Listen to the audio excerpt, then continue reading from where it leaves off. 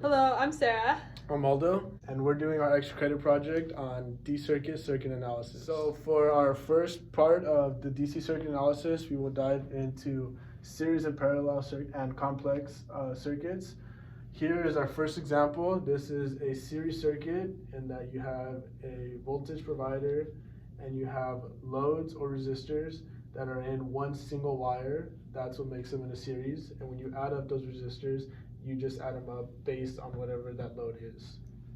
Next, we have a parallel circuit in that you have one single wire that has branches connected off of it, and that is what gives you or distinguishes it as being a parallel circuit.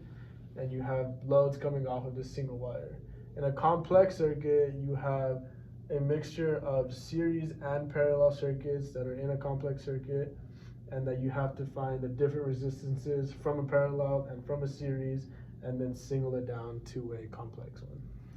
So for example, if we are to actually calculate this, we would add up each of these three resistances. So like if they're each 5 ohms, 5 ohms, 5 ohms, 5 ohms, the total resistance for this circuit would be 15 ohms. So you just add them straight in the line. And you can do that whenever there are resistors in parallel or whenever there are resistors in series.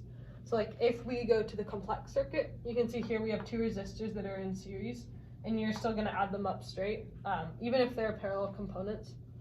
When resistors are in parallel, you use Ohm's law. You do 1 over R1 plus 1 over R2 is equal to 1 over the total resistance. So, assign arbitrary values to these. You can plug them in. It's not just for 2 resistors. It can be as many as there are in parallel. And then you just need to remember to invert them after you're done. And then the trick when you have a complex circuit, when there are components that are in series and parallel, is you need to kind of break them down step by step. So for instance, in this one, I think the easiest way to do it is to first look at when you have resistors that are in series first. So like you would add these 2 up first, and then you would add these 2 up first. And then you're gonna make this parallel branch into one series resistor using your 1 over R1 equations. And then you can combine the 2 into 1. So you just kind of need to look at it from start at the most complex part, and then you can move in and simplify it as you go. You want to get down to one resistor, and then from there you can solve for the needed current. You can find total current. You can find total current, and then from there you can build on to current through the parallel, voltage drop, and all that. That's how you find all your other values. Now we're talking about Ohm's law, and that we will see the equations that are used in using circuits and solving for circuits. You often see this triangle used with voltage at the top, current and resistance on the bottom. You can derive these equations from this beginning equation of voltage is equal to current times resistance, and you can solve for each variable. These equations are often used to solve for different values in circuits, and then using to solve other values in the circuit. Talking about power. Power is a unit of rate at which electricity passes through a circuit, and so the unit for power is watts, and watts is equal to 1 joule per second. Power equation, the main power equation is I times V, current times voltage. From there, you can get other equations that could be derived using Ohm's law. So we know voltage is equal to current times resistance. So you can go I times R. So you'll have P power is equal to I squared times R.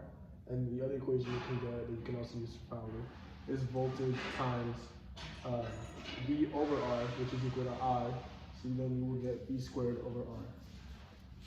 Alright, now we're going to talk about Kirchhoff's current law and Kirchhoff's voltage law. So for KCL, we're looking at a node, and a node is where you have more than one current kind of joining each other in an intersection. So in this case, I've labeled a current. Actually, first what you're going to do is arbitrarily assign current flow. In this case, I started here. I said the current's going to go up and come across, and I said the current is going to go down, and so it's going to make a loop. And I said here, the current's going down, so it's going to come this way and make another loop. So we have the currents that are coming together, and then they merge into one. So here we're going to say I1 plus I2 is equal to I3.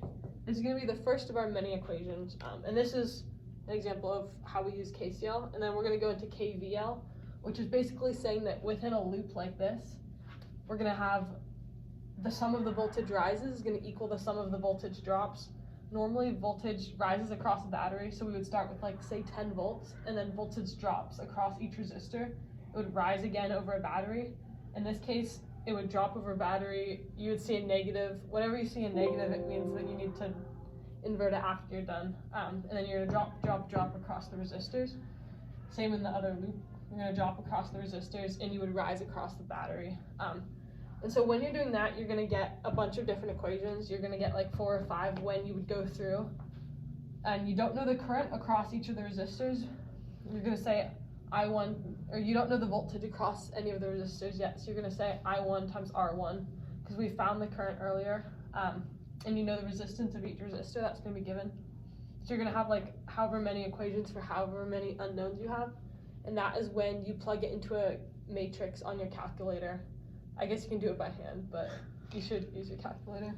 And you're gonna want you can either do a reduced row echelon matrix, or you can do matrix A and matrix B. So like you would have like 4 equations.